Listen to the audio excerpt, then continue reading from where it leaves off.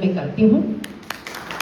इसके पश्चात अत्यंत ही प्रसन्नता का विषय है, क्योंकि आज बहुत सारे उन मुखमंडलों का भी दर्शन हो रहा है जिनको मैंने भरपूर ज्ञान देने का प्रयत्न किया है विगत वर्षों में, और उनको देख करके यदि मैं प्रसन्न हो रही हूँ उसका कारण ये है कि उन्होंने उस ज्ञान को ग्रहण भी किया। इसीलिए उन सब का भी मैं बहुत बहुत यहाँ पर स्वागत करती हूँ। और जो अभी प्रथम बार ही यहाँ इस प्रकार की कार्यशाला में सम्मिलित हुए हैं, जिन्होंने इस वर्ष ही इस विश्वविद्यालय में प्रवेश लिया है, वे धीरे धीरे इस विश्वविद्यालय की गतिविधियों को जान रहे हैं। और अभी मैं जैसे विषय पर आ ही रही हूँ, आप लोग सभी मर्म चिकित्सा की कार्यशाला में आए हैं, और मर्म शब्द आपने पहले अपने शास्त्र में भी पढ़ा ही होगा, है ना। मतलब मैं प्रयत्न करती हूँ कि केवल स्वागत इत्यादि वचन ही ना हो, कुछ तो आपको नया मैं बता सकूं। तो बताइए मर्म क्या होता है, उसके पश्चात मैं अपनी बात कहूंगी। हाँ हाँ, केंद्रित तत्व। और कोई कुछ बोल रहा है? हाँ, प्राण, ऊर्जा स्थान, भिन्न भिन्न, हाँ, सार, सार, प्राण, ऐसे सभी अर्थ आपने कहे। तो संस्कृत के बिना कोई गति नहीं है, संस्कृत भाषा का हमें आश्रय लेना ही होगा, और हमारे शास्त्र संस्कृत भाषा के बिना है ही नहीं। उस भाषा में ही सर्वस्व शास्त्र उपस्थित है, संग्रहित है, निर्मित है, और उसके प्रकाश में ही नया शास्त्र निर्मित हो रहा है, इसलिए मूल में तो जाना ही होगा। तो मर्म शब्द संस्कृत का है ना, जैसा अभी अखिलेश जी ने भी संकेत किया ही था। तो जो शरीर का सजीव प्राण मूलक भाग है वो मर्म कहा जाता है, ठीक है, और वो जीवन का आधार है। तो वस्तुतः जो मर्म प्रदेश हम कहते हैं,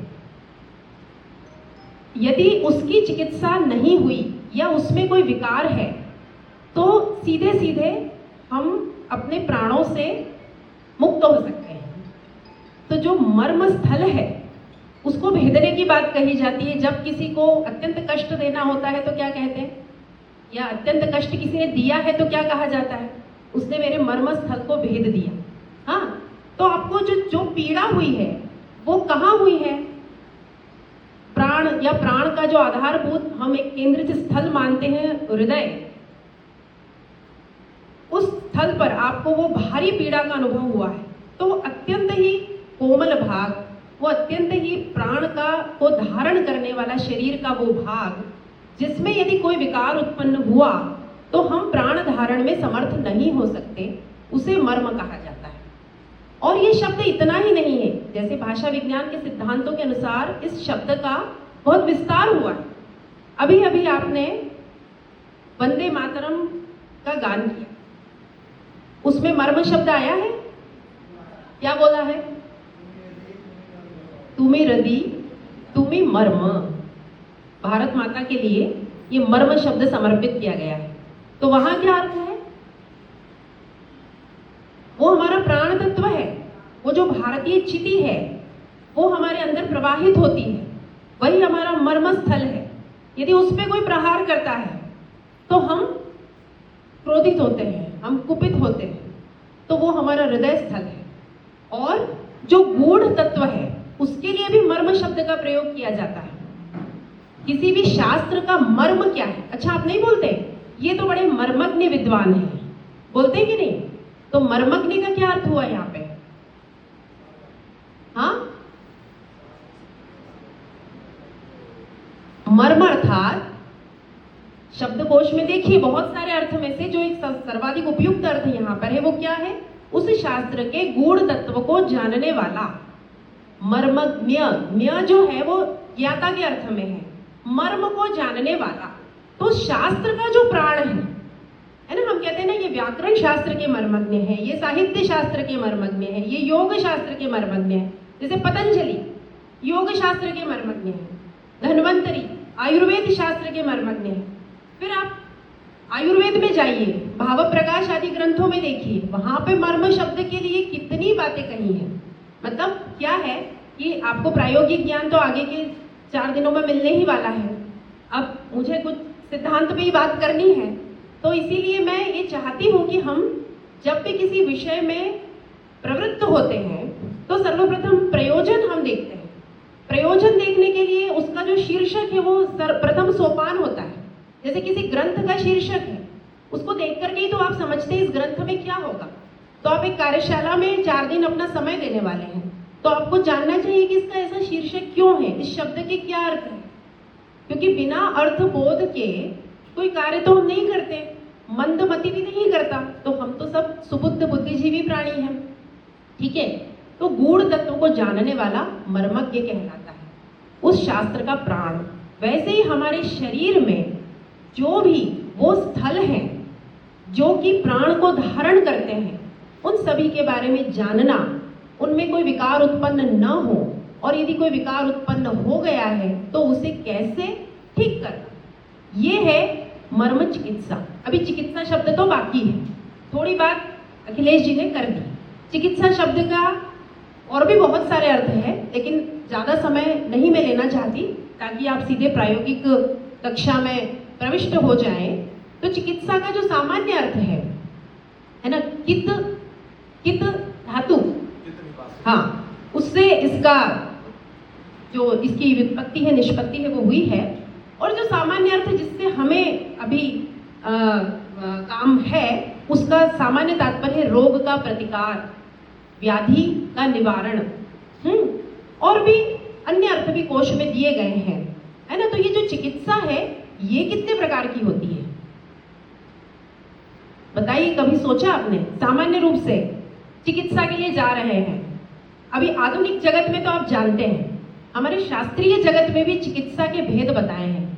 कोई जानता है? हाँ बताओ।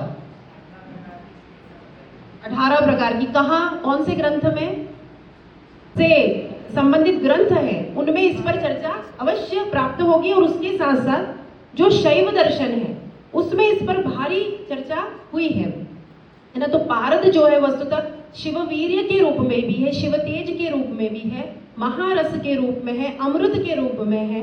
तो उसके द्वारा की जाने वाली जो चिकित्सा है वो दैवी चिकित्सा है। वस्तुतः उसको करने का सामर्थ्य हम में अभी नहीं है, उसको ग्रहण करना पड़ता है। जो पतंजलि ने विभूति पाद में बातें कही हैं, वो उन विभूतियों को यदि हम धारण करते हैं तो धीरे धीरे हम इस दैवी चिकित्सा के क्षेत्र में भी प्रबल हो सकते हैं, है ना। तो ये एक अत्यंत ही नवीन अनुसंधान का भी विषय है, उस पर भी आप लोग कुछ चिंतन कीजिएगा। बस मैं संकेत करके छोड़ रही हूँ उस विषय को। और चिकित्साएं हैं, और इसीलिए देखिए कि पुराने समय में ये होती नहीं थी, होती थी तो अत्यंत ही आपत्ति काल के लिए थी। और अभी भी जो पूर्वज हैं या जो बुजुर्ग हैं वो मना करते हैं इन सब चीज़ों के लिए। तो ये आसुरी प्रकार की चिकित्सा है। और जो मानुषी प्रकार की चिकित्सा है वो षड्रस को कैसे सम किया जाए, धातु का जो समरूप है वो कैसे शरीर में रहे, इस आधार पर जो की जाने वाली चिकित्सा है वो मानुषी चिकित्सा है। और ये मर्म चिकित्सा भी निश्चित रूप से उसमें अंतर्भूत होती है। किस तरह से हम अपनी ऊर्जा का, अपने रसों का, अपने शरीर की धातुओं का संतुलन बना सकें। तो इस प्रकार की जो चिकित्सा है उसके एक अंश को आप इन आने वाले दिनों में सीखेंगे। वाली चिकित्सा यदि मैं ले लूं तो क्या हो जाएगा? बैलेंस हो जाएगा, तो मैं क्या आ जाऊंगा? स्वस्थ। अब हुआ ये कि पांचों तत्व जब आए यहाँ पर, तीन का बैलेंस गड़बड़ हुआ। गड़बड़ होने से, असंतुलित होने से क्या हुआ? इनमें दोष उत्पन्न हो गए। वो दोष कितने आए बताओ? कितने आए? त्रिदोष है। कौन कौन से दोष है वो? वात, पित्त, कफ। क्लियर? अब ये वात, पित्त, कफ फिर बोला गया इन्होंने कि वात, पित्त, कफ आने से क्या हुआ कि ऊर्जा के अंदर असंतुलन पैदा हुआ। और असंतुलन के कारण, अजय पीछे मोबाइल में चलाओ बेटा, ये बहुत पसीना तो आएगा ही आएगा। बेहोशी, बेहोशी देखो, बेहोशी का तारतम्य यहाँ पर यह है कि बेहोशी वैसी वाली बेहोशी नहीं होती है जैसे कि हम मान लेते हैं। थोड़ी बहुत यदि सर में घूम रहा है तो उसको आराम से लेटा दो, थोड़ी देर 2-4 मिनट 15 मिनट रेस्ट करेगा, आराम से उसको कंफर्ट महसूस होगा, अच्छा फील करेगा। उल्टी आना ये भी हिस्सा है क्योंकि नाभि से जुड़ा हुआ है, तो कभी कभी ऐसा जी चलाना होता है, उल्टी वगैरह आती है। तो ये तो इसके सामान्य लक्षण, क्लियर? कितना होता है, कभी कभी होता है ना, तो इसमें घबराने वाली कोई बात नहीं। अब इसके फायदे क्या है? अभी तक मुझे लगता है जितनी भी चर्चा आई ना वो सिर्फ यही बता दे भाई ये है ये है, डरा रहे है ना, लेकिन ऐसा कुछ नहीं है, बहुत ही अच्छी थेरेपी है। मैं इसका आज से नहीं कहता, मुझे कभी 10 साल है ना, 10 साल से मैं इसका ट्रिक का यूज कर रहा हूँ। हाँ, कॉम्बिनेशन मेरा अलग अलग होता है, हर रोग के प्रति, हर शरीर के प्रति, हर बॉडी के प्रति मेरा कॉम्बिनेशन चेंज। गले से ऊपर वाले कफांत रोग में आते हैं तो कफ को बाहर निकालना ही पड़ेगा, नहीं तो प्रॉब्लम क्रिएट करेगा या आपको धीरे धीरे धीरे धीरे पैरालाइज की कंडीशन में ले जाएगा। कब भरा है तो आलसी होगी, कब भरा होगा तो क्या होगा, ठीक है आज का काम कल करेंगे, कल का परसों, परसों तरसों बोलेगा सबसे कि मैं कर दूंगा, लेकिन होगा नहीं, है ना। तो ऐसे जैसी प्रवृत्ति उसकी जनरेट होने लग जाएगी। आगे चलते हैं, सीमांत वाला पार्ट है, सीमांत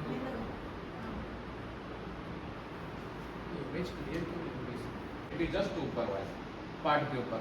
अब जैसे ये अधिपति यहाँ हो तो सीमांत और ये कहाँ रहेंगे, ये यहाँ रहेंगे, जो सूचर्स है हमारे, जो बोन रहेगी, हड्डी रहेगी, इसका मैं आपको दिखाता हूँ। मैं एक्चुअली जिस हिसाब से पीपीटी तैयार करना चाहा तो वो बना नहीं पाया क्योंकि बहुत ज़्यादा 8 9 क्लियर। अब इसमें क्या है, एक और पॉइंट बताया कहाँ पर, ये सामने की ओर दिखाई दे रहा है,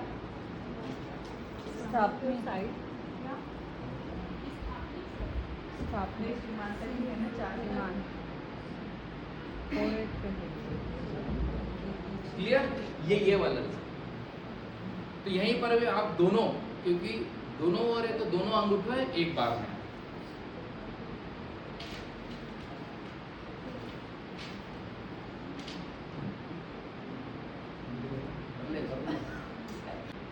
विनय जी आप भी कीजिए, कोई दिक्कत नहीं होगी। लगाइए 1 2 3 4 5 6 7 8 9 10 लेटा हुआ है, ठीक है। ठीक है, तो मैंने इसको ये आराम से 1 2 3 4 5 6 7 8 9 10, ठीक है। हाँ, ये चीज आएगी तो इसको बहुत अच्छा लगेगा, वाओ, ठीक है। तो ऐसा करके आपको क्या करना है, प्रेस करना है, ज़्यादा जोर से बिल्कुल जोर आजमाइश मत करो, शायद हम लोग पहली बार सीख रहे थे।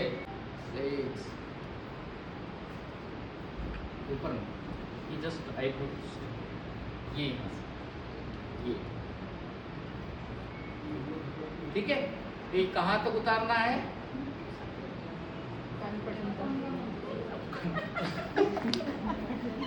ठीक है। अब आते हैं हम अपांग तक, अपांग वर्ग तक, ठीक है। आप लगाना नहीं है, आपको सिर्फ रखना है,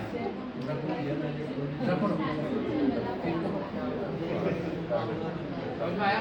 कितना नाजुक पॉइंट है जो फील ये कर पा रहे, बताइए जरा।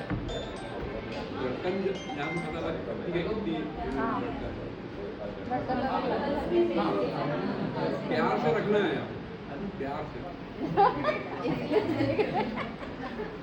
दुश्मन को प्यार से नहीं रखना। मेम से बात हुई, ब्रेन डैमेज हो जाएगा, नर्व को क्या चाहिए, न्यूरॉन्स को क्या चाहिए, ओनली ऑक्सीजन।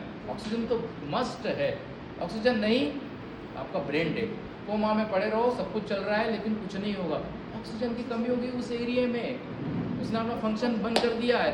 मैं आपको बोलूँ कि चलो पेट्रोल अभी सबकी गाड़ी से निकाल दिया जाए, पैदल जाना पड़ेगा, है ना। यानी कि आपकी जो प्राण एनर्जी है वो प्राण एनर्जी शील्ड होगी तो आप चलोगे कैसे, तो वही चीज जो हमारे साथ हो रही है, ये प्राण है।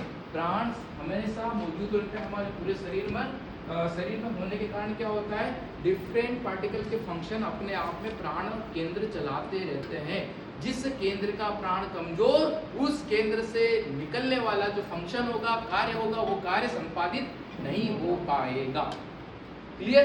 और ब्रेन इसलिए जरूरी है कि पूरे शरीर का फंक्शन को चलाने के लिए जो प्राण केंद्र है, हर एक को बांट दिया है कि तुम यार कोऑर्डिनेशन करोगे, आप दोनों पैरों की सम्यक स्थिति बनाओगे, टेम्परेचर नियंत्रण होगा आपका, आप कोई बात सुनोगे तो यहाँ फंक्शन होकर के उसको कोडिंग होगी, फिर दूसरे एरिया को जो जाने वाले हैं मोटर न्यूरॉन्स, उसके द्वारा एक्टिविटी होगी, है ना। तो ये डिफरेंट टाइप की एक्टिविटी बनाने के लिए अलग अलग ब्रांचेस दे दी। हर एक ब्रांच का अपना अपना एक मर्म संवेदनशील केंद्र है। उस संवेदनशील केंद्र के ऊपर प्राण का इंपॉर्टेंट है। प्राण कमी, संवेदनाएं कमी। चलो कि अंगूठे का स्थान है, यहाँ अंगूठा जाएगा, ये फील हुआ, ऊपर ऊपर जैसे ये देखो यहीं पर है, लोकेशन इसकी यही है ना। इसका नाम क्या है, ठीक है। इसके बाद यहीं से धीरे धीरे जब आप नीचे जाओगे तो जो सर्वाइकल की प्रॉब्लम होती है, सर्वाइकल की प्रॉब्लम में एक एक वर्टिब्रा से एक एक नर्व हाथों को सप्लाई होती है।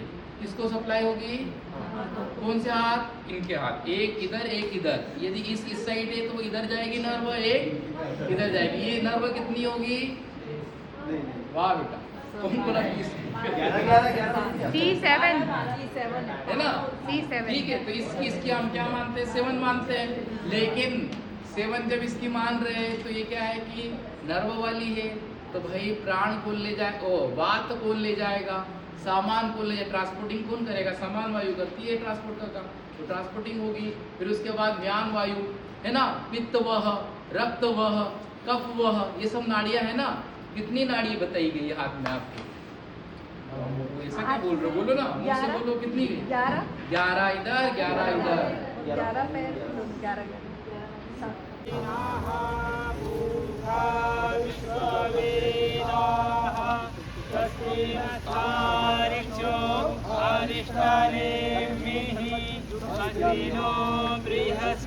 बृहस्पतिर्दधातु त्रिखदस्वा मारुताः जावानो विदधे कुजग्नायाः निर्जपामनवः सुयुर्चक्षसु विश्वेनो देवा समन्निहा भद्रं कर्णेभिः शृणुयामदेवा भद्रं पश्येमाक्षाभिर्जयतराः स्थिरैरङ्गैर्विष्णुवागुं सत्त्वनुर्विर्गते महिदेवहितं जलायुः शतमिन्द्रगतो अन्तिदेवा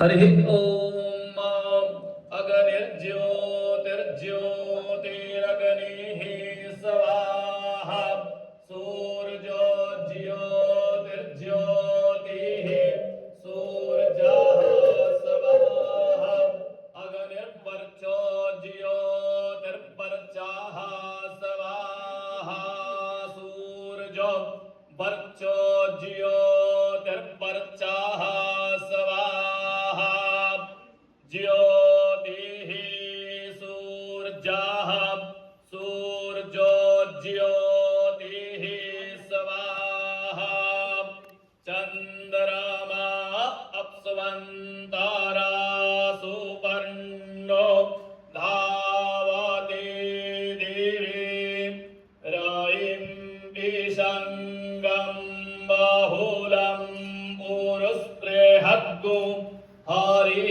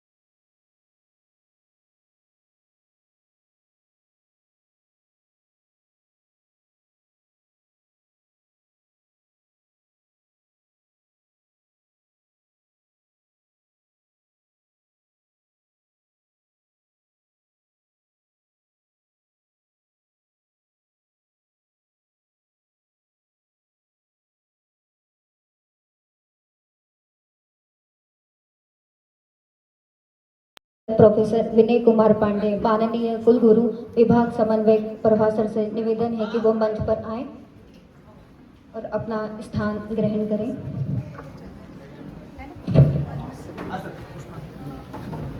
प्रभा सर से निवेदन है कि वे भी अपना स्थान ग्रहण करें। पंच दिवसीय मर्म चिकित्सा कार्यशाला के आज इस संपूर्ति सत्र में हम सभी अतिथियों का स्वागत करते हैं। सत्र को प्रारंभ करने के पूर्व विश्वविद्यालय की परंपरा के अनुसार हम वंदे मातरम और कुलगान के माध्यम से कार्यक्रम का प्रारंभ करेंगे। सभी अतिथियों एवं छात्रों से निवेदन है कि वे अपने स्थान पर कुलगान और वंदे मातरम हेतु खड़े हो जाएं।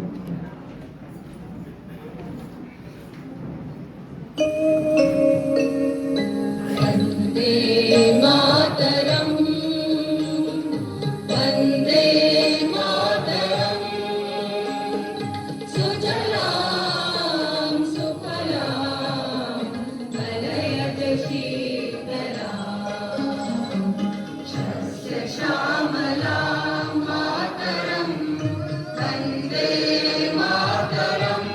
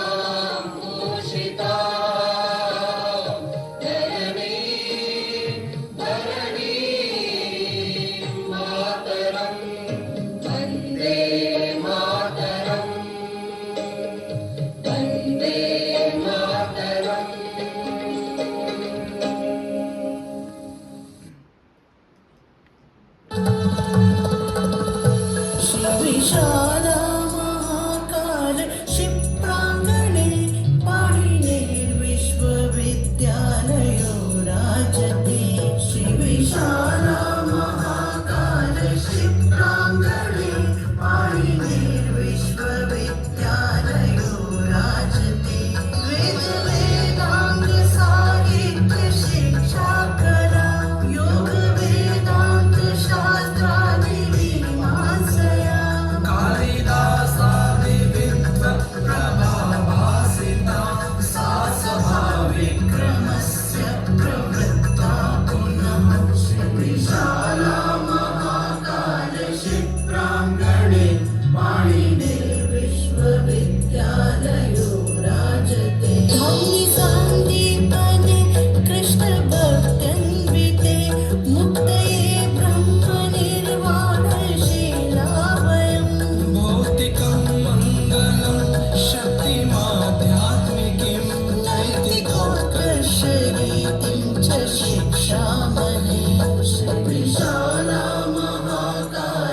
क्षिप्राङ्गणे पाणिने विश्वविद्यालयो राजते विश्वबन्धुत्वभावैकलक्षोन्मुखो राष्ट्रनिर्माणकार्ये च दीक्षारतः संस्कृतं नाम दैवीं गिरां संस्कृतिं उद्यतोऽयं पुनाराशितुं भूतले विशाला महाकाल क्षिप्राङ्गणे पाणिने विश्वविद्यालयो राजते पाणिने विश्वविद्यालयो राजते पाणिने विश्वविद्यालयो राजते।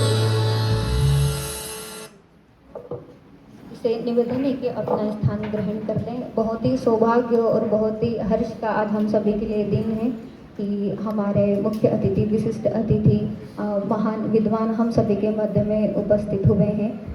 मैं अब स्वागत की परंपरा में सर्वप्रथम हमारे मुख्य अतिथि श्री निवास वरखेड़ी सर, जो कि कुलपति हैं केंद्रीय संस्कृत विश्वविद्यालय नव दिल्ली, जिनके बहुत से संस्थान हमारे भारत के कई राज्यों में स्थापित हैं और सर के मार्गदर्शन में कई संस्कृत के कार्य चल रहे हैं। मैं निवेदन करती हूँ माननीय कुलगुरु सर से कि हमारे आज के मुख्य अतिथि सर का उत्तरीय वस्त्र, श्रवण श्रीफल, पुष्पमाला के साथ में स्वागत करें। हम सभी भी कर्तव्य ध्वनि से अपनी उपस्थिति यहाँ पर रखें।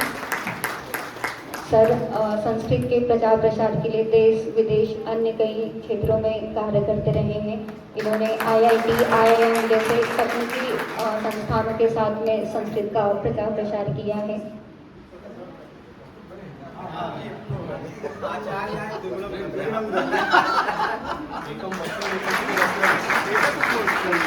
सभी तालियां बजती रहनी चाहिए क्योंकि बहुत भाग्य और अदृष्ट का विषय है।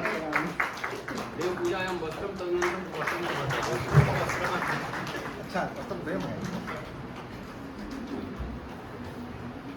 स्वागत के क्रम में आगे बढ़ते हुए हमारे विशिष्ट अतिथि प्रोफेसर राम नारायण द्विवेदी सर जी के स्वागत के लिए माननीय कुलगुरु और हमारे विभाग समन्वयक सर से निवेदन करती हूँ कि सर का स्वागत वंदन करें हमारे विश्वविद्यालय परिसर में। आज सर की उपस्थिति हम सभी के लिए, हम सभी भी तालियों के माध्यम से सर का स्वागत वंदन करेंगे। सभी उनका वक्तव्य सुनने के लिए हम यहाँ पर उपस्थित हुए हैं। सर पूर्व विभाग अध्यक्ष रहे हैं व्याकरण विभाग के और काशी विद्वत परिषद के महामंत्री हैं। ये हमारे लिए एक बहुत बड़ा विषय है। हम सभी आपका स्वागत करते हैं।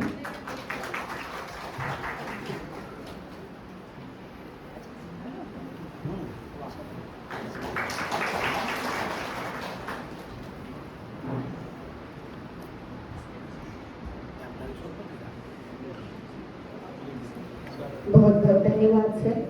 स्वागत के क्रम में आगे बढ़ते हुए हमारे विशिष्ट अतिथि प्रोफेसर विनय कुमार पांडे सर के स्वागत के लिए मैं माननीय कुलगुरु और डॉक्टर उपेंद्र भारती सर ज्योतिष विभाग के विभागाध्यक्ष सर से निवेदन करती हूँ कि हम मंच पर उपस्थित होकर के स्वागत करें।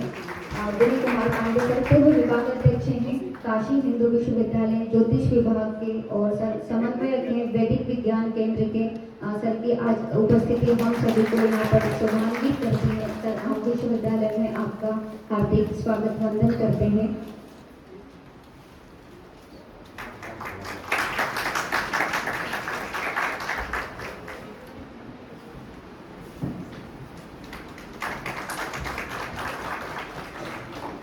हम सभी के ज्येष्ठ हमारे परिवार के अग्रज माननीय कुलगुरु सर के स्वागत के लिए मैं प्रभाग सर से निवेदन करते हैं हमारे विभाग समन्वयक सर और हमारी विभाग अध्यक्षा में सर का स्वागत करें। मर्म चिकित्सा कार्यशाला जो कि 5 दिवसीय कार्यशाला जो ऑनलाइन और ऑफलाइन दोनों माध्यम से यहाँ पर चल रही थी, आज इसका संपूर्ण सत्र है। हम आज इस कार्यक्रम में विभाग की तरफ से आपका स्वागत वंदन करते हैं। हमारे विभाग समन्वय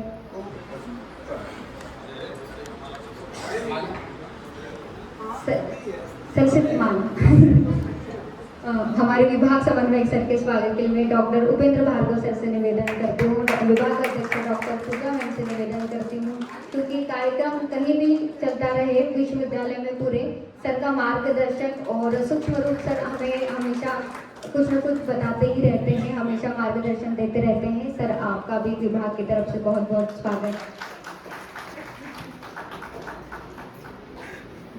हमारे विभाग के विभाग अध्यक्षा डॉक्टर पूजा उपाध्याय मैम के स्वागत के लिए मैं बबीता मैम से निवेदन करती हूँ कि वो आए और हमारे विभाग अध्यक्षा मैम का स्वागत करें, क्योंकि मैम के ही निर्देशन में हम ये कार्यशाला कर पा रहे हैं। और आने वाले 21 जून तक विश्व योग दिवस के पहले हम लोग बहुत सारे कार्यक्रम की सूची मैम के माध्यम से बना रहे हैं। बहुत बहुत स्वागत मैम आपका।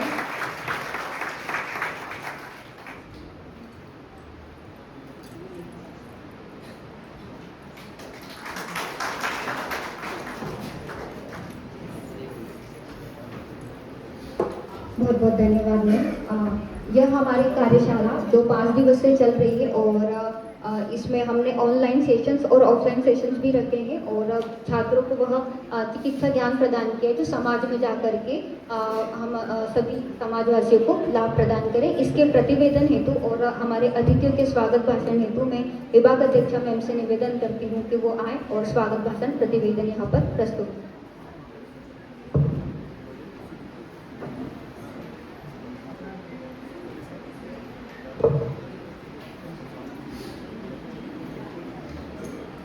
वन्दे वन्दनतुष्टमानसमति प्रेम प्रियं प्रेमदम् पूर्णं पूर्णकरं प्रपूर्णनिखिलैश्वर्येकवासं शिवं सत्यं सत्यमयं त्रिसत्यविभवं सत्यप्रियं सत्यदम् विष्णु ब्रह्मनुतं स्वकीय कृपयोपात्ताकृतिं शङ्करम् यन्माया गुण सन्निकृष्ट मनसा मेयं मया मीयते पश्चादाशय लेश कामरहिता बुद्धिः सवाधीयते विज्ञातुर्विशदैव यस्य कृपया ख्यातिः सदा चीयते तं कैवल्य कलाचणं गतगुणं कृष्णं भजे निष्कलम्। सर्वेभ्यो नमः। अद्य महतः सौभाग्यस्य विषयोऽयं यत् महर्षि पाणिनि संस्कृत वैदिक विश्वविद्यालयस्य योगविभागेन आयोजितायां 5 दिवसीयायां मर्मचिकित्सा विषयिण्यां कार्यशालायां स्वस्वशास्त्रे मर्मज्ञाः अत्र मञ्चे विराजन्ते। अस्माकं विश्वविद्यालयः अस्माकं परिसरः अद्य तेषाम् उपस्थित्या वस्तुतः पूतः पवित्रः इति अस्माभिः अनुभूयते। सर्वेषामपि वयं मनसा हार्देन अत्र स्वागतं वन्दनम् अभिनन्दनं कुर्मः। अत्र अस्मिन् कार्यक्रमे मञ्चे विराजन्ते अस्य कार्यक्रमस्य मुख्यातिथिरूपेण समागताः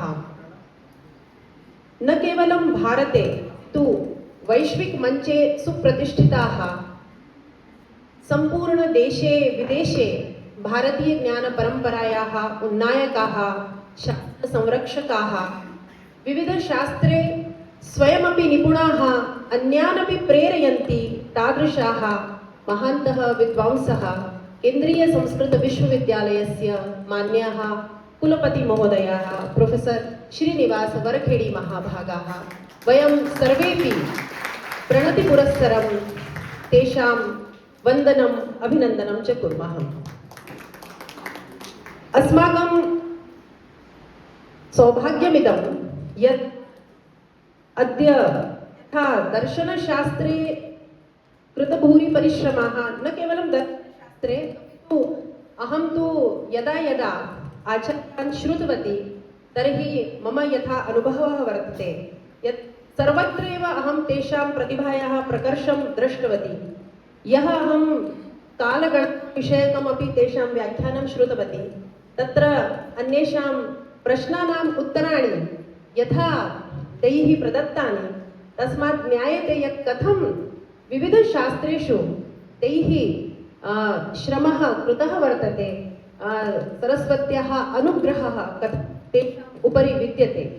अस्माकम् अद्य सौभाग्यस्य विषयोऽयं यत् ज्योतिषशास्त्र व्याकरणशास्त्र निपुणाः विद्वांसः अपि अत्र आगताः सन्ति। ये आचार्याः वर्तन्ते प्रोफेसर् रामनारायण द्विवेदीवर्याः, ते विशिष्टातिथिरूपेण अत्र मञ्चम् अलङ्कुर्वन्ति। ते काशी हिन्दुविश्वविद्यालयस्य व्याकरणविभागे अध्यक्षाः आसन्। सम्प्रति ते तत्रैव वरिष्ठाध्यापकत्वेन कार्यरताः वर्तन्ते। विविधाः पुरस्काराः तैः लब्धाः सन्ति। इतोपि ते शास्त्रार्थे निपुणाः सन्ति। यावत् मया ज्ञातं वर्तते यत् ते प्रोफेसर् रामयत्नशुक्लमहाभागानां शिष्याः वर्तन्ते। विविधशास्त्रेषु तैः अपि श्रमः कृतः। अस्माकं भाग्यं वर्तते यत् अद्य ते अत्र समागताः। व्याकरणदृष्ट्या अपि कथं मर्मचिकित्सायाः स्वरूपं वर्तते अद्य तेषाम् उद्बोधने वयं निश्चयेन ज्ञास्यामः। यतोहि सर्वेषां शास्त्राणां परस्परं सम्बन्धः वर्तते। अतः अद्य कथं वस्तुतः अन्तःशास्त्रीयं सर्वं भवति वयं निश्चयेन ज्ञास्यामः इति अस्माकं सर्वेषां जिज्ञासा अपि वर्तते। विराजन्ते विशिष्टातिथिरूपेण अत्र काशी हिन्दुविश्वविद्यालयात् एव समागताः प्रोफेसर् विनयकुमार पाण्डेवर्याः। ते अपि तत्र ज्योतिषविभागे अध्यक्षाः आसन्।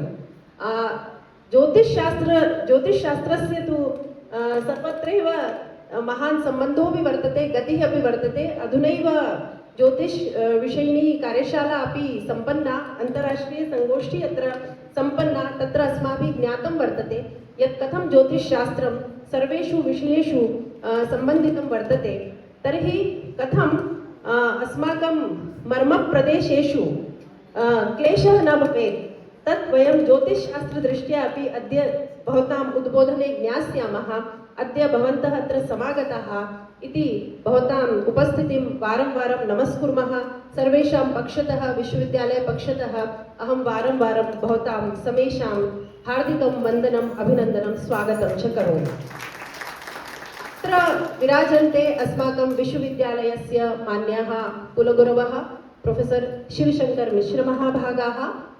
ते अस्य कार्यक्रमस्य आध्यक्षं निर्वहन्ति।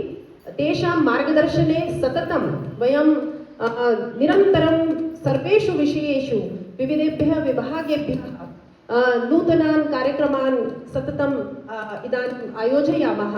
तत्र तेषां यथा तार्किकी दार्शनिकी दृष्टिः अस्ति तस्याः अपि उपयोगं कुर्मः। इतोपि यथा तेषां प्रशासनिकम् अनुभवम् अस्ति तस्यापि लाभं वयं प्राप्नुमः। ते महान्तः विद्वांसः वर्तन्ते और सर्वदा अस्मान् प्रेरयन्ति। तेषामपि वयं सर्वेपि स्वागतं, वन्दनम्, अभिनन्दनं च कुर्मः। अत्र सभायां विराजन्ते, मञ्चे विराजन्ते अस्माकं विभागसमन्वयक महोदयाः डॉक्टर तुलसीदास परोहा महाभागाः।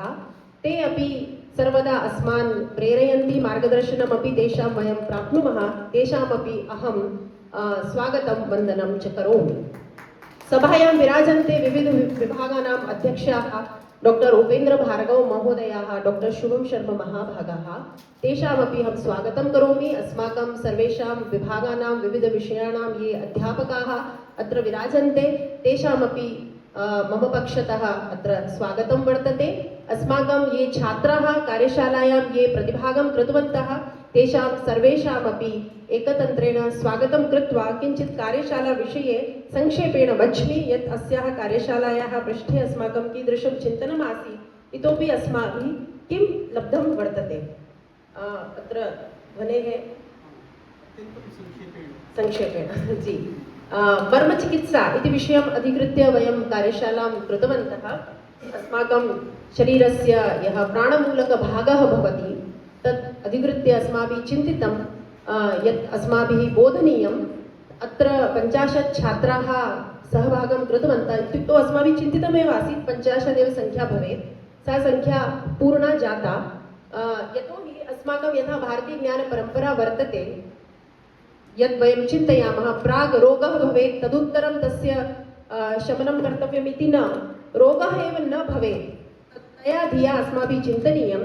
तर्हि तद्विषयम् अधिकृत्य वयं सर्वदा स्वस्य जीवनमपि यापयामः।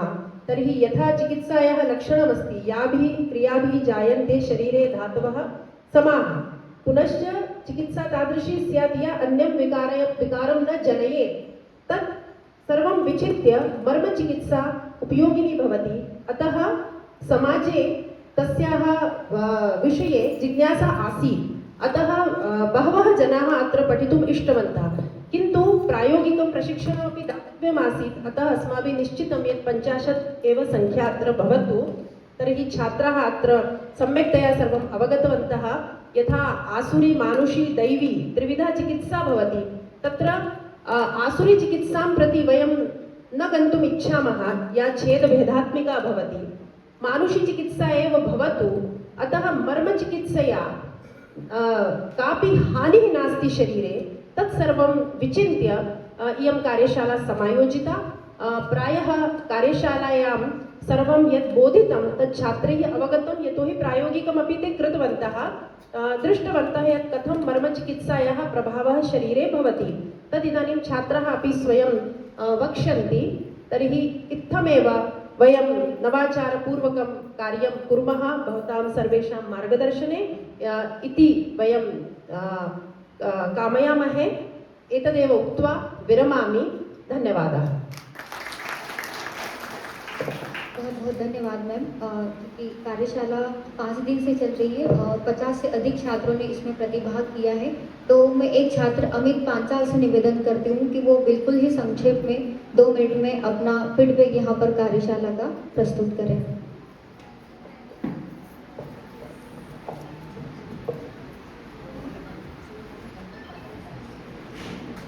नमस्ते, मैं अमित पांचाल कक्षा एमए का छात्र हूँ। मैंने ये 5 दिन की कार्यशाला अटेंड की थी, जिससे मुझे बहुत कुछ सीखने को मिला। यहाँ की मर्म पॉइंट कहाँ कहाँ होते हैं ये भी सीखने को मिला, इसके पीछे के गहरे विज्ञान को सीखने को मौका मिला और बहुत ही अच्छा वातावरण था इस कार्यशाला का, सकारात्मक था। सर ने भी बहुत सारे सवालों का जवाब दिया धैर्यतापूर्वक। और इस मर्म चिकित्सा का एक उदाहरण मेरे घर पे भी है। इस कार्यशाला से पूर्व मेरे घर पे मेरी दीदी के घुटनों में समस्या थी, इसका बहुत सारे डॉक्टर को दिखाया, उन्होंने ऑपरेशन का बोला था, जिसने भी डॉक्टर को दिखाया। पर जब मैंने सर से बातचीत की तो सर ने मर्म चिकित्सा के द्वारा उनका उपचार किया, जिससे कि बिना ऑपरेशन के वो आज पूरी तरह स्वस्थ है और चल फिर रहे हैं।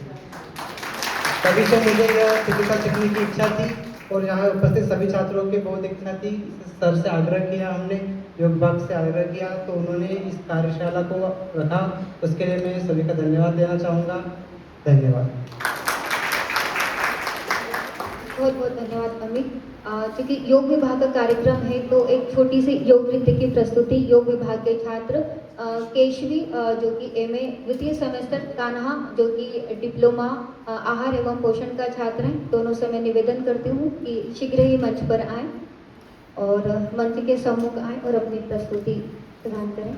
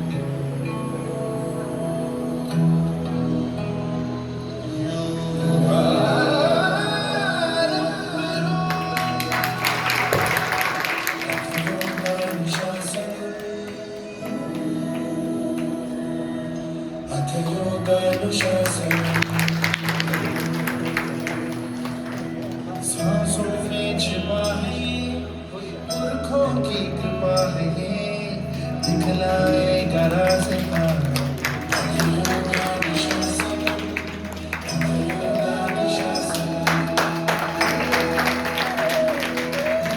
दुनिया में प्रसिद्ध जो अपने आप सिद्ध जो रखना इसके आसिक योगानुशासनम योगारंभ हो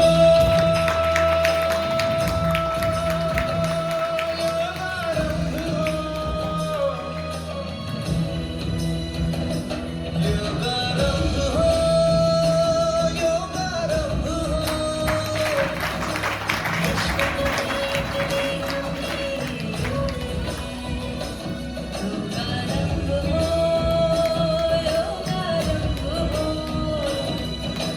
जो सुलझा दे जीवन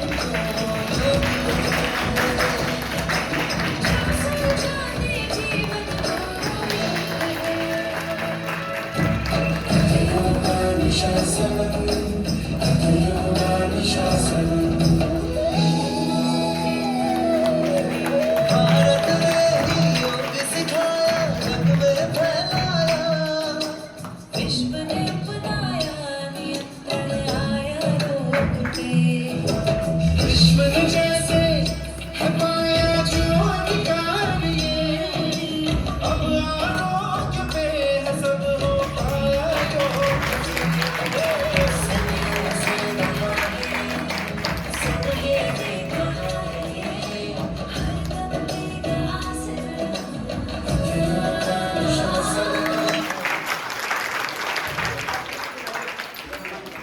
केशवी और कान्हा दोनों मंच पर आए।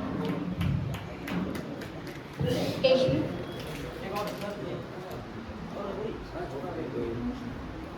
हम लोग भी तालियां बजाते हुए स्वागत करेंगे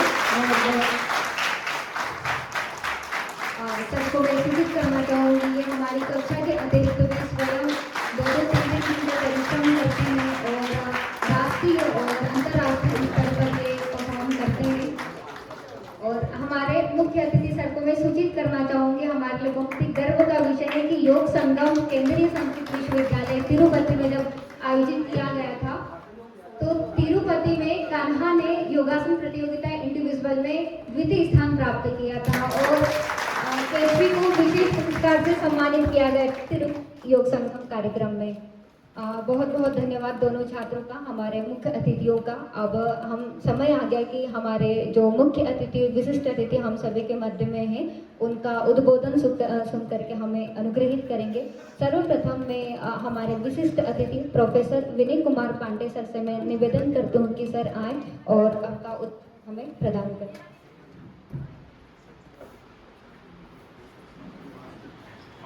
स्वामी धन्वन्तरिमादिदेवं सुरासुरैर्वन्दितपादपद्म लोके जरारुग्भय मृत्युनाशं धातारमीशं विविधौषधीनां धातारमीशं विविधौषधीनां। परम सम्माननीय 5 दिवसीय मर्म चिकित्सा कार्यशाला के संपूर्ति सत्र के अध्यक्ष के रूप में विराजमान इस विश्वविद्यालय के यशस्वी कुलगुरु योग शास्त्र जिस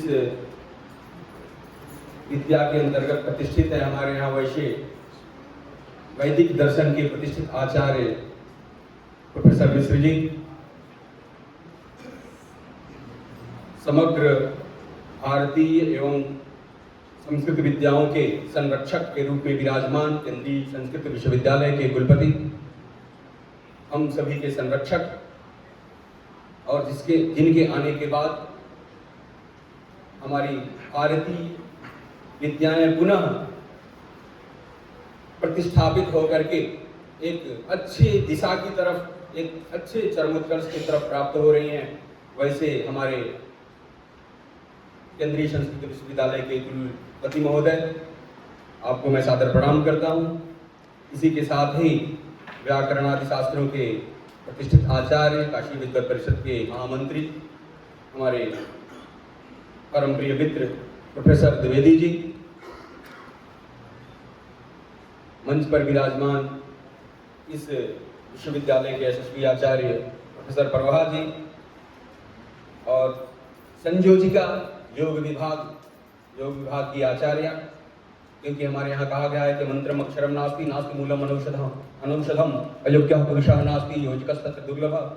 विद्याएं प्रतिष्ठित हैं, लेकिन उन विद्याओं का समाज में कहाँ किस तरह से कब उपयोग करना है, उनको एक जगह एकत्रित करके प्रायोगिक धरातल पर लेकर के आने का जिन्होंने कार्य किया है, वैसे योग विभाग की संरक्षिका आचार्य प्रोफेसर पूजा जी, इस विश्वविद्यालय के सभी आचार्यगण, प्रशिक्षुगण, अध्यापकगण, कर्मचारीगण। अगर हम संक्षिप्त में बात करें तो जिस विश्व गुरु की संकल्पना को साकार रूप देने के लिए समग्र विश्व इस समय उद्यत है, भारत की तरफ अपनी दृष्टि लगाए हुए है, उनमें 3 ऐसी प्राचीन विद्याएं थी जिनके द्वारा भारत विश्व गुरु के पद पे आसीन था।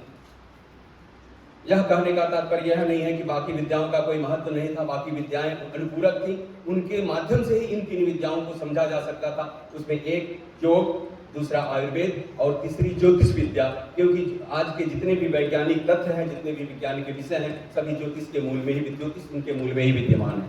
3 ही ऐसी विद्याएं थी जिनके द्वारा विश्व गुरु के पद पे प्रतिष्ठित, जिनमें से योग ने लगभग अपना कार्य कर लिया है। विश्व योग दिवस भी घोषित हो चुका है और बाबा रामदेव जी के आने के बाद तो कुछ और भी ज्यादा प्रचार प्रसार, चाहे जिस रूप में भी हुआ हो, उसका स्वरूप देखने को मिल रहा है।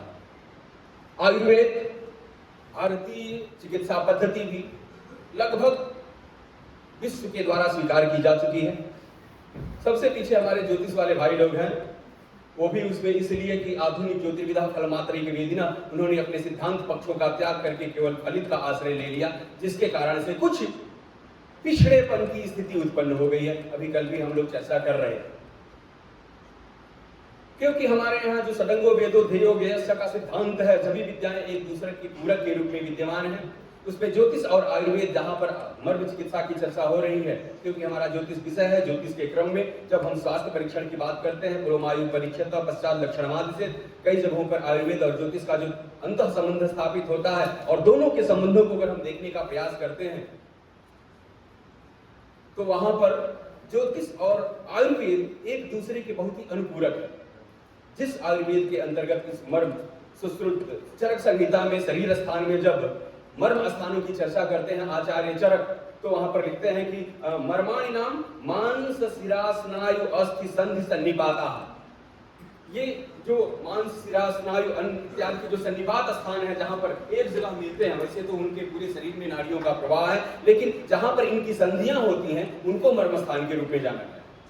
और फिर वहां के तेषु स्वभावत एवं विशेषेण प्राणाः तिष्ठन्ति, उन्हीं जगहों पे विशेष करके प्राण बैठते हैं और प्राण संरक्षित होने के कारण अगर उनका हम सदुपयोग करते हैं, उनमें अगर पूरे शरीर में विकृति आती है, तो उस प्राणवायु का जब हम एक निश्चित मात्रा में दबाव देने के बाद से, उन पर एक क्रिया करने के बाद से जो विधियां वर्णित है, उनके द्वारा हम उसमें एक प्रवाह करते हैं, उनमें ऊर्जा का संचार करते हैं, उनकी शिथिल ग्रंथियां उद्घाटित होती हैं और हमारे शरीर में पुनः प्राण का संचार हो जाता है, वो रोग जो है वो नष्ट हो जाता है।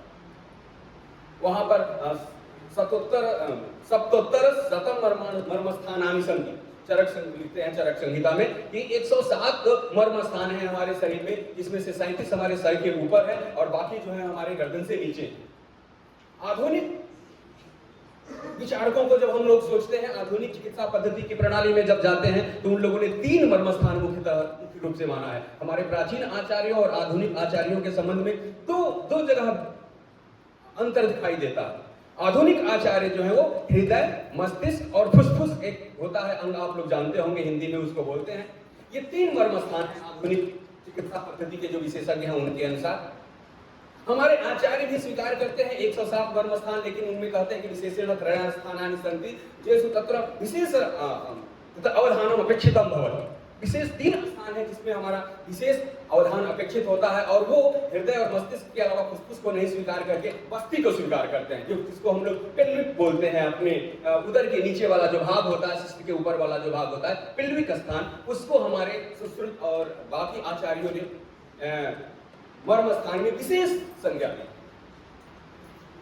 जब हम अभी पहले चर्चा कर रहे थे ज्योतिष और वास्तु शास्त्र की, वास्तु में भी वास्तु पुरुष की जहां संकल्पना है वहां भी मर्म स्थान है। इसलिए इस मर्म को देखने का अवसर हम लोगों को मिला, क्योंकि वास्तु जब हम पढ़ते पढ़ाते हैं तो जो वास्तु पुरुष के मर्म स्थान है, जब वहां पर किसी स्तंभ इत्यादि का आरोपण कर देते हैं और अनपेक्षित अगर निर्माण हो जाता है तो वास्तु पुरुष विकृत होकर के, वास्तु पुरुष जो है वो व्यकल होकर के और उस गृह में निवास करने वाले गृहपति के लिए अशुभ फल प्रदान करते हैं। वैसे ही हमारे इस शरीर में, क्योंकि यत्पिंडे तत्ब्रह्मांडे के अनुसार पूरा शरीर जो है वो पंच भौतिक स्वरूप में निर्मित है, चाहे वो हमारा यह शरीर हो, चाहे यह हमारा यह गृहपिंड हो, सभी में मर्म स्थान होते हैं। जो भी जीवित पदार्थ देखेंगे सबके मर्म स्थान होते हैं, चाहे वृक्ष हो, पशु पक्षी हो, सब में मर्म स्थान होते हैं। और जब मर्म स्थानों में आघात होता है तो निश्चित ही वह उसके लिए पीड़ादायक होता है। तो जब हम मर्म स्थानों की बात वास्तु शास्त्र में करते हैं तो वास्तु शास्त्र में जो मर्म स्थान है, उन स्थानों पर जब भी आघात होता है तो वास्तुपति के लिए, गृहपति के लिए बहुत ही अनिष्टकारक होता है। इसलिए मर्म स्थानों को विशेष तरह से हमें संरक्षित करना है। उनमें मर्म चिकित्सा तो करनी है, लेकिन वहां पर कहा है कि चरक लिखते हैं, बहुत सारे श्लोक हम आते हुए थोड़ा सा देख रहे थे, तो उसमें वो लिखते हैं कि अगर थोड़ा सा भी उस पर सन्निपात ज्यादा हो गया, अगर तेज प्रवाह हो गया तो मृत्यु भी हो सकती है। इसलिए मर्म चिकित्सा तो करनी है, लेकिन विशेष विशेषज्ञों के द्वारा करनी है। हम लोग बैठते हैं तो कहा कि चिताम प्रज्वलिताम दृष्ट्वा वैद्यो विषमयमागतः नाहं गतो न मे भ्राता कस्तेदम हस्तलाघव। एक चिता जल रही थी तो वो देख करके एक वैद्य जो था वो हंसते, जिसको उसको आश्चर्य हुआ कि न तो मैं उस गांव में गया, न तो मेरा भाई गया, फिर ये चिता कैसे जल रही है। तो इस तरह के वैद्य के पास हमें नहीं जाना है कि सतमारी भवेत वैद्य सहस्त्र मारी तो वैद्य राज। 100 लोग को जो मार दिया वो वैद्य होगा और 1000 को जो मार दिया वो वैद्य राज हो जाएगा। तो इस तरह की युक्तियां दी, इस तरह की बातों पे हमें विशेष ध्यान देना है कि मर्म चिकित्सा तो करनी है, लेकिन विशेषज्ञों के द्वारा क्योंकि वहाँ प्राण बैठता है। अगर प्राण स्थानों में थोड़ा सा भी आघात ज्यादा हुआ तो वो फिर यमलोक का ही दर्शन होगा। फिर वहाँ पे आचार्य लिखते हैं कि सीधे सीधे वहाँ पर फिर वैद्य भी बहुत अगर कुशल वैद्य होगा, विष्णु सदृश उसमें गुण होगा, तभी जाकर के वो संरक्षा कर पाएगा। क्योंकि समय बहुत अल्प है, बहुत कुछ कहने का अवसर नहीं है। मर्म का जो संबंध है वो बिल्कुल ही वो अत्यंत हमारी प्राण रक्षा से है। तो निश्चित ही यह कार्यशाला आप सभी के लिए लाभदायक होगी। इसको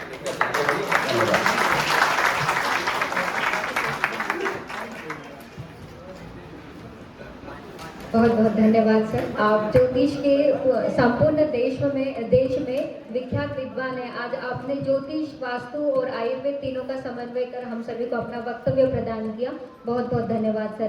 कार्यक्रम में आगे बढ़ते हुए हमारे विशिष्ट अतिथि जो कि प्रोफेसर राम नारायण द्विवेदी सर से मैं निवेदन करती हूँ कि हमें अपना वक्तव्य प्रदान करें। आदरणीय सर।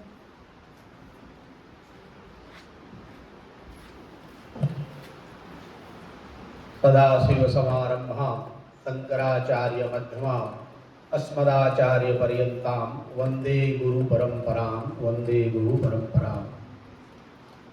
आज महर्षि पाणिनि संस्कृत एवं वैदिक विश्वविद्यालय उज्जैन के द्वारा आयोजित 5 दिवसीय मर्म चिकित्सा प्रायोगिक प्रशिक्षण कार्यशाला में उपस्थित होने का अवसर प्राप्त हुआ। महाकाल की ये पावन भूमि में हमें ये सौभाग्य हुआ, इसके लिए मैं विश्वविद्यालय परिवार का आभार व्यक्त करता हूँ। और इस विश्वविद्यालय के यशस्वी कुलपति, वैशेषिक दर्शन के प्रसिद्ध आचार्य प्रोफेसर मिश्र जी, इस कार्यक्रम के मुख्य अतिथि के रूप में सौभाग्य से हम सबको प्राप्त हुए, जो संस्कृत जगत के यशस्वी हस्ताक्षर, इनको पूरे देश ही नहीं पूरे विश्व में संस्कृत के नायक के रूप में इनकी यशक कीर्ति है, ऐसे हमारे अभिभावक आचार्य प्रोफेसर कुलपति केंद्रीय संस्कृत विश्वविद्यालय के आचार्य बरखेड़ी सर को मैं सादर प्रणाम करता हूँ। ज्योतिष शास्त्र के पूर्व विभागाध्यक्ष, ज्योतिष शास्त्र के यशस्वी आचार्य, विविध पुरस्कारों से पुरस्कृत आचार्य प्रोफेसर पांडे जी, इसी विश्वविद्यालय के आचार्य प्रोफेसर फारूखा जी और आज के इस कार्यक्रम की संयोजिका डॉक्टर पूजा उपाध्याय जी और आप सभी विभिन्न विभागों के आचार्य एवं मर्म चिकित्सा की इस कार्यशाला में भाग लेने वाले प्रतिभागी, हमें देख करके ही बड़ा आनंद आ गया। वो बच्चे और बच्चियों के द्वारा जो योग कला का जो प्रदर्शन हुआ, उसको देख करके हमारे कुलपति जी ने कहा कि हम तो कर नहीं सकते, ताली बजाइए, आनंद का अनुभव करिए। ये आनंद आ रहा था देख करके। वस्तुतः उस बच्ची ने भी अपनी अद्भुत मेधा प्रदर्शित की और उस छात्र ने भी अद्भुत योग विद्या के माध्यम से, योग कला के माध्यम से जिस प्रकार का उसने प्रदर्शन किया, हृदय आनंद का अनुभव कर रहा है और हम हृदय से उन दोनों छात्र छात्राओं को शुभकामनाएं प्रदान करते हैं। मर्म चिकित्सा को लेकर के आज ये संपूर्ति सत्र का कार्यक्रम है। मर्म शब्द की व्याख्या पर जब हम विचार करते हैं तो मृ धातु से मनिन प्रत्यय करके मर्म शब्द की व्युत्पत्ति होती है और ये जो मर्म शब्द है, मर्म स्थान है, मृत्यु या मृत्यु के समान पीड़ादायक जो स्थान होते हैं, जिन स्थानों पर स्पर्श करने से हमारे अंदर जो नाड़ियों का रक्त प्रवाह है, वो रक्त प्रवाह अवरुद्ध है, उसको चालू भी किया जा सकता है। और अगर कुशल विशेषज्ञ नहीं है मर्म चिकित्सा का और अगर उस स्थान को स्पर्श कर दिया, कुछ उसका काल निश्चित है, उस काल का अतिरेक किया तो मृत्यु भी प्राप्त हो सकती है। तो ये मर्म स्थान, इसीलिए मर्म शब्द की अनेक व्युत्पत्तियां हैं। लोग कहते हैं कि मर्म को उद्घाटित नहीं करना चाहिए, मर्म रहस्य शब्द अर्थ में भी उद्भाषित है, निष्पादित है। तो मर्म शब्द के अलग अलग काल में, अलग अलग संयोग और वियोग में उसके अर्थ होते हैं। तो यहाँ जो मर्म चिकित्सा का अर्थ है, चूंकि सुश्रुत आचार अपने 6वें अध्याय में मर्म अध्याय ही है और उसमें 107 मर्म स्थानों का वो निरूपण करते हैं।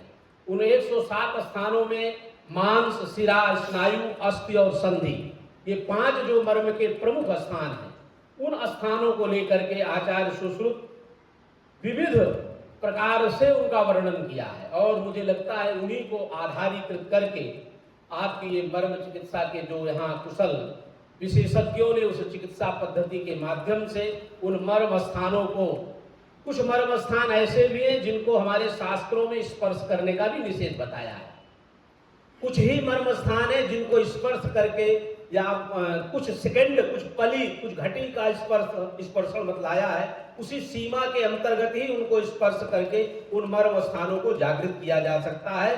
उन मर्म स्थानों में जो हमारी पुरानी बाधाएं हैं, हमारी पीड़ाएं हैं, यहाँ तक कि आरंभिक जो हृदयाघात जैसी बीमारियां हैं, उन बीमारियों को, आरंभिक काल की उन बीमारियों को भी ठीक किया जा सकता है। अभी कोई प्रतिभागी बालक जैसे अपना उपस्थापन दे रहा था कि हमारे माता के घुटनों में दर्द था, जोड़ स्थानों में, संधि स्थानों में दर्द था, तो उन संधि स्थानों को मर्म चिकित्सा के माध्यम से, हमारी यही तो भारत की विद्याओं की विशेषता थी, कोई अल्ट्रासाउंड नहीं था, कोई चीजें नहीं थी, हमारे वैद्य जो है नाड़ी ज्ञान के माध्यम से इन सब विद्याओं का बोध करा देते थे कि अमुक व्यक्ति को अमुक बीमारी है। नेत्रों के लक्षण से, चलने के लक्षण से, खड़े होने के लक्षण से, इन सब विधाओं से आज भी हमारी जो ग्राम संस्कृति है, ग्राम सभ्यताएं हैं, हमारी जो दादी नानी के जो किस्से और कहानियां हैं, वो कहानियां भी मर्म चिकित्सा का उद्बोध कराती हैं, हमारी तमाम विद्याओं का बोध कराती हैं। तो हमारी ये भारतीय ज्ञान की जो परंपरा है, इस प्रकार के विश्वविद्यालयों में आयोजन होने से हमारी भारतीय विद्याओं का सम्मान होता है, हमारी परंपराओं का सम्मान होता है, हमारी विरासतों का सम्मान होता है। इस प्रकार के आयोजन से इस विश्वविद्यालय के आचार्यों ने जो ये आयोजन किया है, मैं उनको सबको बहुत बहुत आभार प्रकट करता हूं और आप सबको नमन करते हुए अपनी वाणी को विराम देता हूं। बहुत बहुत धन्यवाद सर। भारतीय ज्ञान परंपरा, प्राचीन ज्ञान विज्ञान से आज ज्ञान से अभी आपने हम सभी को अवगत कराया अब समय है हमारे मुख्य अतिथि हम सभी उनका वक्तव्य यहाँ पर सुनेंगे।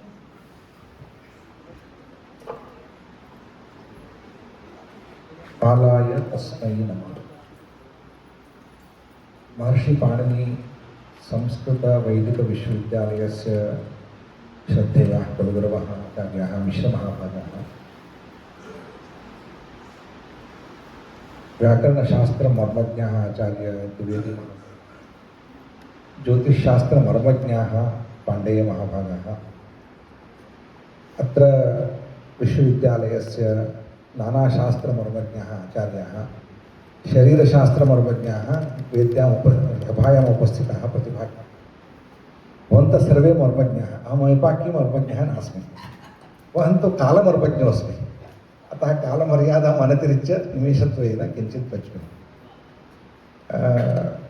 महाकाल की इस पुण्य नगरी में महर्षि पाणिनि संस्कृत विश्वविद्यालय के कुलगुरु के रूप में आचार्य शिवशंकर मिश्र जी के आगमन के बाद हमारा प्रथम आगमन यहाँ हुआ है। मैं हृदय से आपको इस विश्वविद्यालय के नेतृत्व करने में आपकी क्षमता, आपकी दूरदर्शिता और आपकी श्रद्धा और कर्तव्यपरायणता को नमन करते हुए आपको भविष्य में इस विश्वविद्यालय के विकास में आपका बहुत बड़ा योगदान हो, इसी आशा मैं व्यक्त करता हूँ। साथ ही इस विश्वविद्यालय का संबंध मुझे बहुत काल से रहा है। आधिकारिक रूप से कभी भी नहीं रहा है, लेकिन मित्रता रही। वो मित्रता के कारण से वो संबंध जो बना है वही संबंध आगे भी रहेगा, क्योंकि केंद्रीय विश्वविद्यालय संस्कृत विश्वविद्यालय का दायित्व में मैं मानता हूँ स्वयं।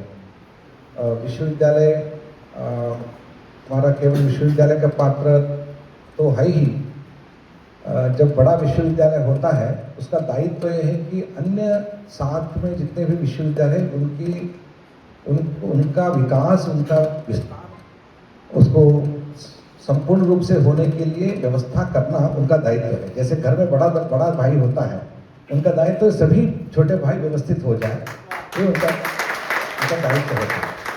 इसलिए मैंने हमेशा कहा है कि संस्कृत विश्वविद्यालय में कभी स्पर्धा नहीं। स्पर्धा यदि है हमारा IIT से है, तो स्पर्धा यदि है IIM से है, तो बड़े संस्थानों के साथ स्पर्धा करना चाहिए। हम तो इसलिए पाणिनि विश्वविद्यालय का ये जो स्थानीय और प्राकृतिक व्यवस्था के अनुसार विश्वविद्यालय बनते हैं। कोई विश्वविद्यालय को दूसरा विश्वविद्यालय उसका कार्य नहीं कर सकता, क्योंकि क्षेत्रीय विश्वविद्यालयों का एक अपना एक स्वधर्म होता है, स्वभाव होता है और स्वक्षेत्र का कार्य होता है। उस दृष्टि से आपके विश्वविद्यालय के प्रकृति के अनुसार एक विशिष्ट योगदान यहाँ हो रहा है। उज्जैन एक आध्यात्मिक धार्मिक नगरी तो है ही, साथ ही एक विज्ञान का नगरी के रूप में भी इसका विस्तार हो रहा है। तो महर्षि पाणिनि एवं संस्कृत एवं वैदिक विश्वविद्यालय के द्वारा भी इस विज्ञान नगरी का विकास में योगदान बहुत बड़ा हो। आज मर्मज्ञ यहाँ बैठे हैं, तो मुझे लगता है कि वैसे बात करने से अच्छा आपके साथ एक दोनों हाथ देकर एक 10 मिनट बैठ जाए, वो ही अच्छा है, क्योंकि आप सब थोड़ा हमारा मर्मज्ञ है, तो थोड़ा हमारा मर्म ठीक हो जाएंगे, प्राण वायु का प्रवेश हो जाएगा। तो इसलिए चिकित्सा के विषय में एक बात में एक कहानी सुनाकर मैं समाप्त करता हूँ। केरल में अभी घटना घटी है, उसको एक प्रतिष्ठित व्यक्ति के द्वारा इस कहानी को मैंने सुना है। एक ऐसा हुआ कि केरल में कई विद्याएं हैं। आयुर्वेद तो आप जानते हैं, साथ ही चिकित्सा विद्या वहाँ बहुत सुंदर तरीके से पारंपरिक विद्या चलती है। साथ ही विषवैद्य एक बहुत बड़ा वैदिक है। वहाँ के स्थानीय विषवैद्य को कोई डिग्री वाला नहीं होता है। गांव में अपनी पारंपरिक व्यवस्था से विषहरण वैद्य को जानते हैं। जहाँ भी ये सर्प दंशन इत्यादि कारण से विष परिहरण करना पड़ता है, तो विष परिहार वो करते हैं। ऐसे एक वैद्य परंपरा है, पारंपरिक घर से है। एक बार क्या हुआ, उनके घर में उनके एक पुत्र जो भी कॉलेज में पढ़ता था, उनका एक्सीडेंट हो गया। ये सत्य घटना है। एक्सीडेंट होने के बाद उनको हॉस्पिटल में लेके गए, क्योंकि बहुत बड़ा आघात हुआ था वाहन से। तो वहाँ जब चिकित्सालय गए तो चिकित्सालय ने उसकी चिकित्सा को विलंब कर दिया। क्यों? तो आप जानते हैं आधुनिक चिकित्सालय में पहले धनराशि देने के बाद चिकित्सा शुरू करेंगे। वैसे चिकित्सा का नाटक तो करेंगे, लेकिन जब तक पैसे नहीं आएगा तब तक कोई चिकित्सा नहीं होगी। तो इस कारण से वो उनके जो युवा पुत्र था वो मर गया, उनका मरण हो गया। तो ये जो विश्व वैद्य गांव से है, बहुत दरिद्र मतलब सामान्य घर के हैं वो उन्होंने उनका सारी औषधि क्रिया हो गई। 1 साल चला गया। 1 साल के बाद ये जो नगर में अस्पताल चलाते थे, उनके पुत्र का सर्पदंशन हो गया, सर्प से दंशन हो गया। तो उनको यहाँ लेके आया, क्योंकि वो किसी कारण से उनका चिकित्सा नहीं हो पाई, तो उनको यहाँ से लेके आए। वो भी 3 महीने के बाद। वो विष जो अंदर जाने के बाद वो बाहर नहीं जाता है। वो आधुनिक चिकित्सा से उसका चिकित्सा पूर्ण रूप से नहीं होता है। उनको लेके आए तो इन्होंने उसका पूर्ण रूप से उनका चिकित्सा करने के बाद इनका परिचय भी नहीं था। उनको किसी ने बताया कि इनके ही घर का पुत्र आपके हॉस्पिटल मर गया, लेकिन वो तो तब उनको पश्चाताप हो गया। वो हॉस्पिटल के मालिक को, वो डॉक्टर इनके पास आ गए, उन्हें 10 लाख रुपए लेके आए थे। मेरे बेटे का जीवन आपने बचाया तो ये लीजिए। उन्होंने कहा मैं पैसा नहीं लेता, पैसे नहीं लेता। हमारी भारतीय चिकित्सा पद्धति पैसे से नहीं बनता। मैं इसके लिए शुल्क नहीं लेता हूं, क्योंकि मेरा प्राण दान और विषहरण मेरा कर्तव्य है। मेरी गुरु परंपरा में, मेरे घर की परंपरा में यह दिया गया है कि केवल इसको दूसरों को उपकार करने के लिए विनियोग कर सकते हैं। इसका स्वार्थ के लिए, स्वजीवन के लिए इसका विनियोग मैं नहीं कर सकता। तो उन्होंने बाद में क्षमा याचना की अपने हॉस्पिटल में। आपके बेटे का प्राण रक्षा हमने कर नहीं पाया। तो कहा यदि आपके मन में कुछ परिवर्तन आया हो, आप बिना पैसे आप चिकित्सा दीजिए, किसी का प्राण रक्षा करने के प्रयास करिए। तो कहने का तात्पर्य है कि इस तरह के चिकित्सा विद्या आप मर्मज्ञ, आपके गुरु लोगों ने आपने जो मर्म के द्वारा प्राण विद्या का आपको विद्या दिया है, इसको कभी भी बेचने के लिए नहीं, दूसरों का एक उपकार करने के लिए इतने याद हमें रखना चाहिए। तभी विद्या का प्रतिष्ठा का, विद्या का फल मिलेगा। सबको धन्यवाद। बहुत बहुत धन्यवाद सर। आपने हमें कहानी के माध्यम से सेवा भाव सिखाया और चिकित्सा का सही अर्थ क्या होता है, यह भाव आपने हमारे अंदर जागृत किया। बहुत बहुत धन्यवाद सर। अध्यक्ष उद्बोधन है तो माननीय कुलगुरु सर से मैं निवेदन करती हूँ कि वो अध्यक्ष उद्बोधन प्रदान करें। रामं रामानुजं सीतां भरतं भरतानुजं सुग्रीवं वायुसूनं च प्रणमामि पुनः पुनः। सर्वेभ्यः सादरं नमस्काराः। अस्यां 5 दिवसव्यापिन्यां कार्यशालायाम् इदानीं तावत् अस्याः कार्यशालायाः प्रवर्तते सम्पूर्तिसत्रम्। अस्माकम् एतत् परमं सौभाग्यं यद् अस्मिन् सम्पूर्तिसत्रे अस्माकं मध्ये मुख्यातिथिरूपेण समागताः। येषां विषये भारते नास्ति कोऽपि संस्कृतज्ञः या महोदयं न जानाति। नास्ति कश्चन संस्कृतज्ञः यः केन्द्रीय संस्कृत विश्वविद्यालयं न विजानाति। न चास्ति कश्चनपि एवं जनः यत् संस्कृत सेवायै समर्पितानाम् अहर्निशं संस्कृतस्य कथं सन्नतिः भवेत् एतद्विषये समर्पितानाम् आचार्याणां प्रोफेसर श्रीनिवास वरखेड़ी महाभागानां न जानाति इति अहम् अत्यन्तं दार्ढ्येन वदामि। संस्कृते आचार्येण भर्तृहरिणा एकः श्लोकः एकस्मिन् मञ्चे मया उक्तं, महोदयः श्रुतवन्तः, किं तेन हेमगिरिना रजता तृणा वा यत्र स्थिताश्च तरवस्तरवस्त एव मन्यामहे मलयमेव यदाश्रयेण कंकोल निम्ब कुटजा अपचंदनाशु। जैसा कि सर ने कहा कि बड़े विश्वविद्यालय का काम है कि छोटे विश्वविद्यालयों को साथ में लेके चले। मैं तो समझता हूं कि इस समय समग्र भारत में संस्कृत की जितनी भी संस्थाएं हैं सबका नेतृत्व केंद्रीय संस्कृत विश्वविद्यालय के द्वारा किया जा रहा है। और केंद्रीय संस्कृत विश्वविद्यालय सचमुच उस अपने बड़े होने के दायित्व का भी निर्वहन कर रहा है। आचार्य बरखेड़ी जी के सन्निधि में आकर कोई भी ऐसा व्यक्ति नहीं होगा जिसमें संस्कृत सेवा की भावना जागृत न हो जाए। ये ऐसे महापुरुष हैं, ये चंदन वृक्ष की तरह हैं। इनके संसर्ग में जो आएगा उसमें चंदन का सौरभ स्वतः समाहित होगा, स्वतः चंदन की उसकी सुगंध ही आएगी। ऐसे सचमुच मेरे लिए सौभाग्य का विषय है कि आज उनका यहाँ आगमन हुआ और हमारे इस कार्यशाला में सत्र मुख्यातिथि के रूप में आपका आशीर्वाद मिला।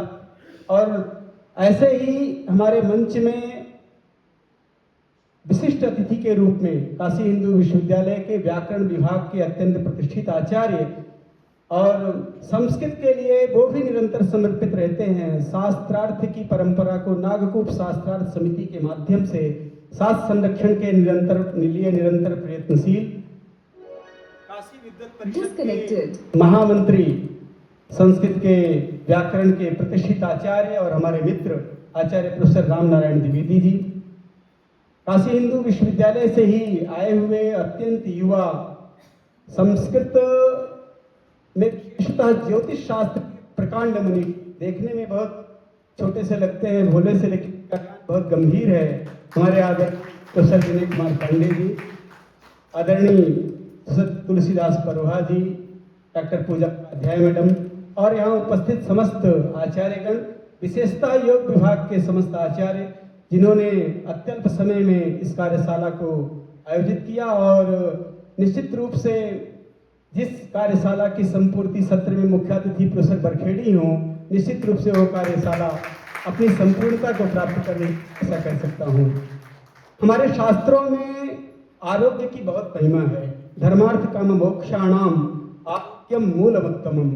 आरोग्य किस लिए? धर्म के लिए, अर्थ के लिए, काम के लिए, मोक्ष के लिए। और वह आरोग्य कैसे होता है उसके लिए बताया कि 3 शास्त्र की विधियां, 3 विधियां हैं। मणि मंत्र औषधि न्याय। मणि के माध्यम से, मंत्र के माध्यम से, औषधि के माध्यम से हम जीवन में आरोग्य को प्राप्त करते हैं। मणियों का पूरा एक व्यवस्थित संसार है। मणियों के सेवन से भी आरोग्य की प्राप्ति होती है, मंत्र से तो होती ही है और औषधि से होती है। उन औषधि की ही व्यवस्था में मर्म चिकित्सा भी एक बहुत बड़ा विषय है। जैसा कि विनय पांडे जी ने भी बहुत अच्छा उस विषय पर प्रकाश डाला, द्विवेदी जी ने भी, और आप सभी लोगों ने इस कार्यशाला में मर्म चिकित्सा के बारे में अवश्य समझा ही होगा। एक बात मैं कहना चाहता हूं कि इस समय संस्कृत का यह स्वर्णिम काल है। वो इसलिए कि आचार्य बरखेड़ी जी के नेतृत्व में संस्कृत की समस्त संस्थाओं को आगे बढ़ने की बहुत प्रेरणा मिल रही है। हमारे यहाँ शास्त्रों में पंडित के 8 लक्षण बताए गए हैं। पंडित जो होते हैं उनमें 8 लक्षण दिखते हैं, जिनको मैं आचार्य बरखेड़ी के जीवन में, बरखेड़ी सर के जीवन में अक्षरशः घटित होते हुए देखता हूँ। दम्भम उद्वहते, इतने बड़े विश्वविद्यालय के वो पति हैं, समग्र देश में जिनका विश्वविद्यालय है।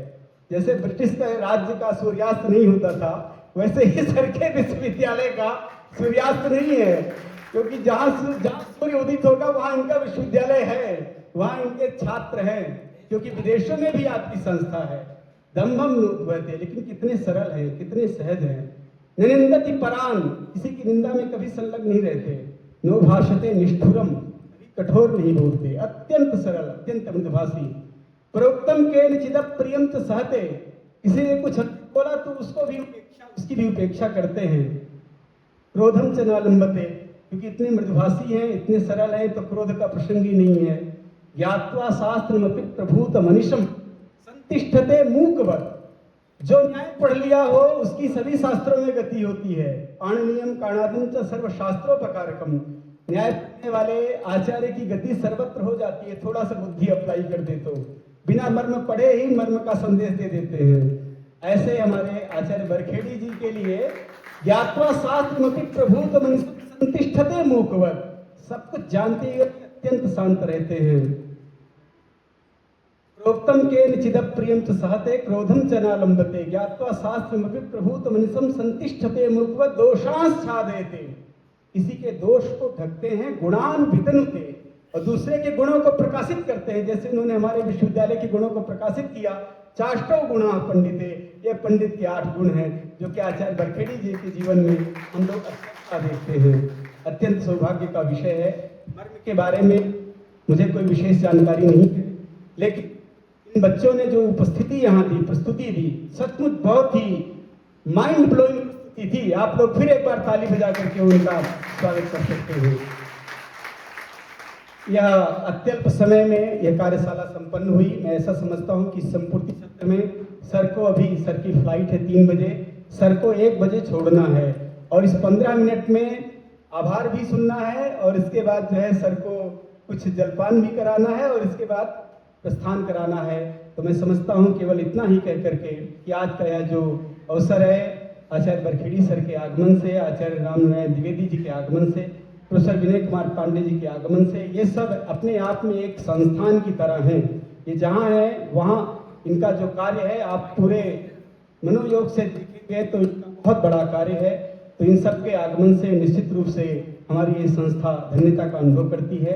आपके प्रति पुनः एक बार आभार ज्ञापित करते हुए, पुनः एक बार आपको नमस्कार करते हुए, प्रणाम करते हुए धन्यवाद करता हूँ। नमस्कार।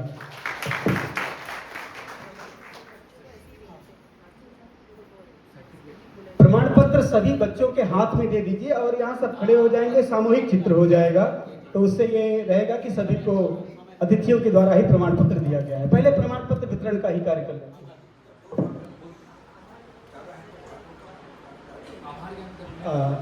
कितने कितने हैं कुल?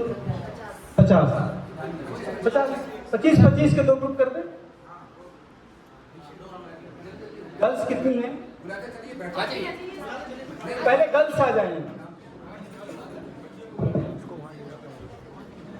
सभी छात्राएं आ जाए पहले। हाँ जी जी सर, अभी आप लोग सर्टिफिकेट ले रहे हैं, फोटोग्राफ भी आ जाए छात्र भी आ जाए। 2 गुट में हो जाएंगे ना, कोई दिक्कत नहीं।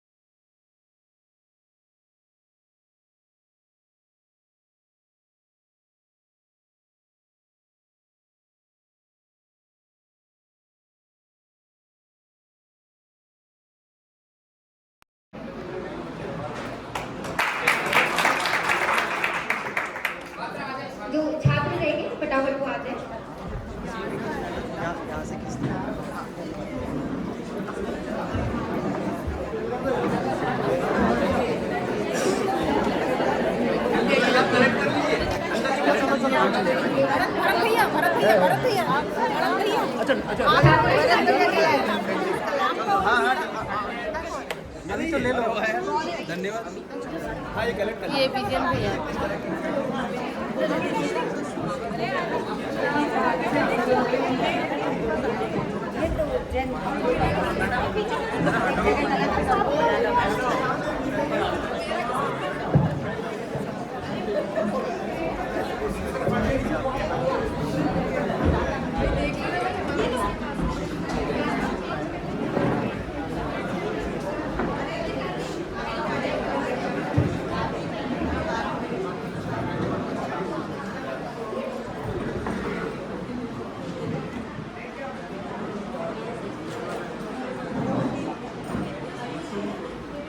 बहुत धन्यवाद।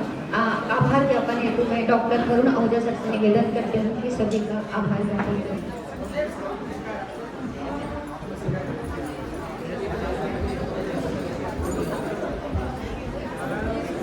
आप सभी को सादर प्रणाम।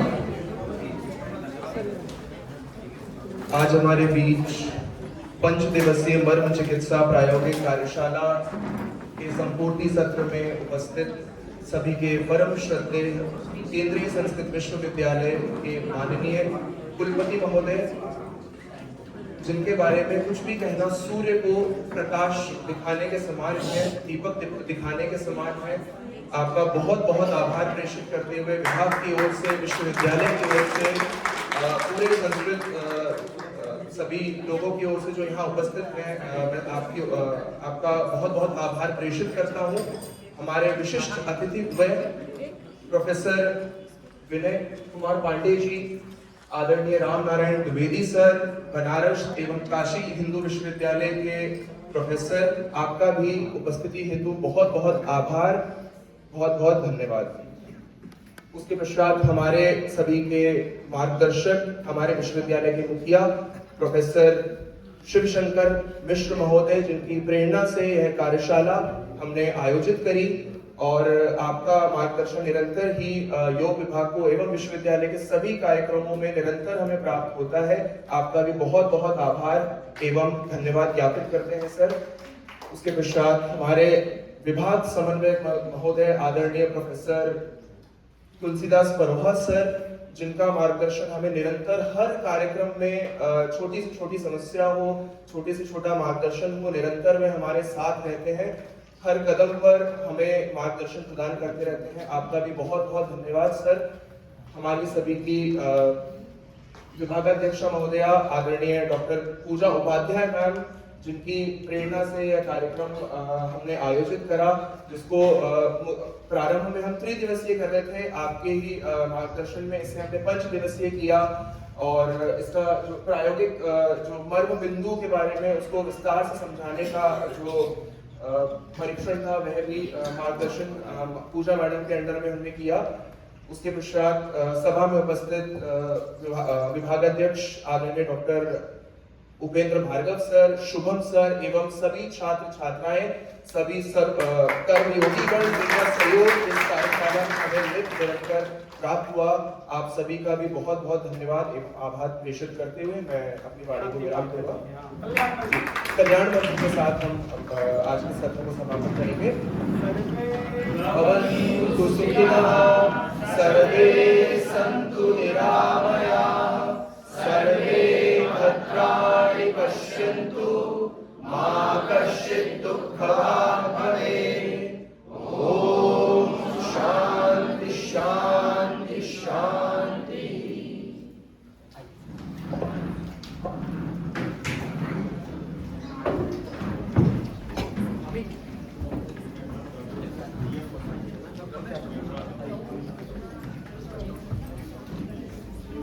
हाँ हाँ बंद कर